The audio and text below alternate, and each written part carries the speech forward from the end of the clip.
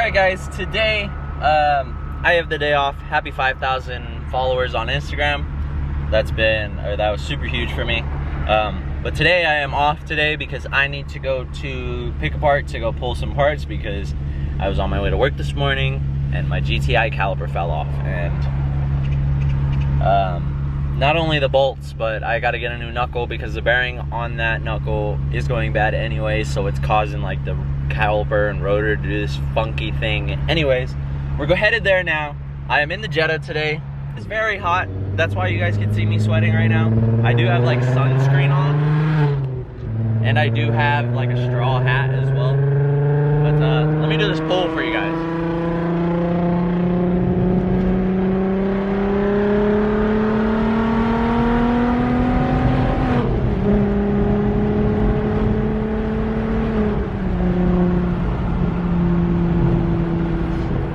Slow pull, but that's all right. I got all my tools. Yes, these are all my tools. This is literally what I need to take apart a whole Mark IV. No questions asked. So let's get this drive. We got maybe a good like 25-minute drive ahead of us. And yeah, I'll see you guys there. Should be fun. Should be hot and should be fun. All right, guys. So we are here at Pick Apart. There's this GTI here that luckily has most of the stuff removed, so I'm gonna take the knuckle from there.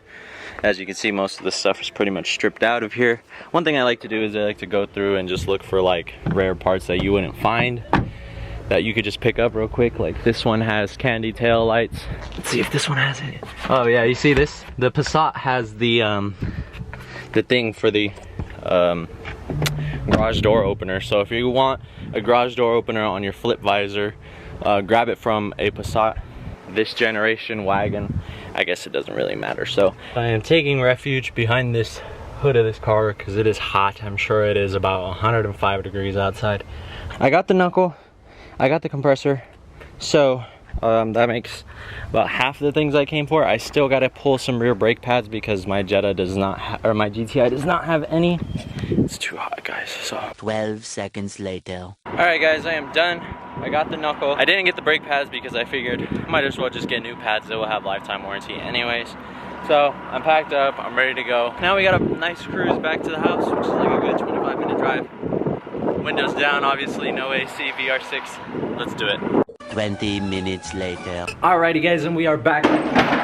Alright, so I got the wheel off, and check this out. That right there is part of the bracket that holds on this whole thing. So I'm kind of going back and forth between Instagram and YouTube as well.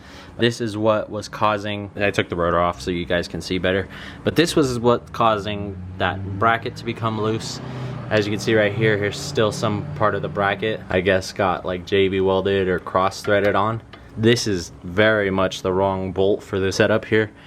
There should be finer threads. Upon further inspection, just running things over, I found out that this happens.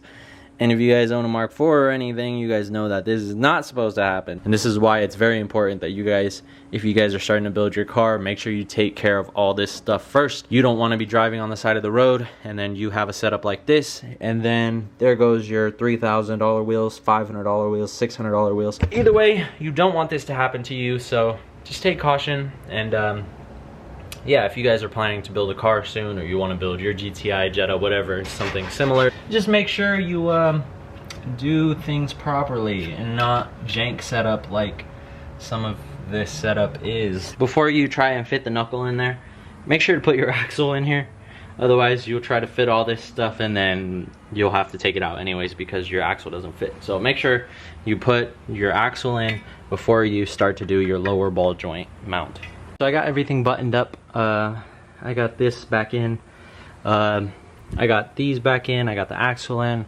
I got the strut in. So now it is time to just torque everything. First, I'm gonna start by tightening the strut in, and then I will be doing the bottom, and then we will be doing the brake caliper after that. So for the nut on the nut that's gonna clamp down on the strut, it is going to be 60 Newton meters, which is 44 foot-pound, and then a 90-degree turn. So next we are going to, all right guys, so the lower bolts down here for the ball joint are gonna be 20 Newton meters, 15 foot-pound plus a quarter turn.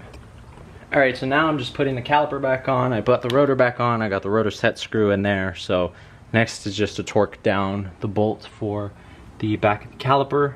And then we can start lowering the car and putting the other wheels on here. Alright guys, so I ran into a problem. So the bolt that I actually pulled off the original carrier is way too big. See, there it sits flush, nothing wiggles. If I grab an OEM bolt, it just wiggles the shit out of it. So good thing I have a spare one from when I did my TT setup on the Jetta. So I'm gonna just take these pins out and then essentially just swap the carrier back to this one, and we should be all set. Alright, so since I changed out the guide pins because I had to fix this, these guide pins are actually gonna be, they're gonna be 25 Newton meters or 18 foot-pound.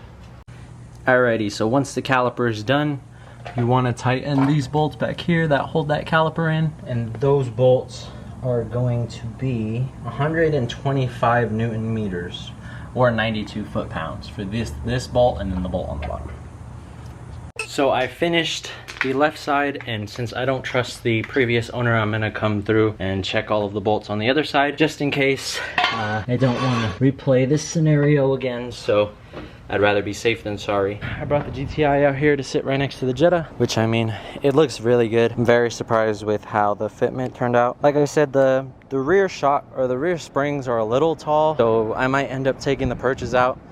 We'll see, maybe not the perches, maybe just the collar, because it still has one collar in there. But family is just getting bigger, so now I got to start taking care of the GTI as much as I would take care of the Jetta, because now I don't want it to look bad. But it looks really good. I'm surprised how nice the silver actually looks on the gray. It was something I was a little bit skeptical on, because I haven't really seen a lot of gray cars with silver wheels, but I'm surprised how they turned out. They look really good.